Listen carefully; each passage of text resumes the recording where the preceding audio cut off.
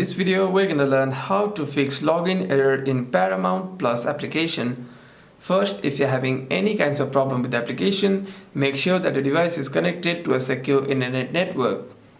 Swipe down on your control center and simply tap on your Wi-Fi icon to turn it on. Connect your device to a secure network, and by doing so, you shouldn't be facing any problems regarding your internet connection. However, if you're facing any other kinds of problem with your logins, simply go to your settings and you want to scroll down and click on General.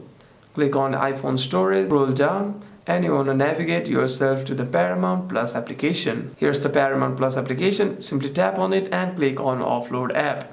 Click on Offload App again and simply reinstall the application. And what this does is it deletes the application whilst keeping its documents and data. And the next time you open the application, you shouldn't be facing any problems regarding your login. However, if you're still facing any other kinds of problem with the application, you can simply restart your device once and open the app again. Hope this video was helpful, and if you have any further questions, make sure to leave a comment down below.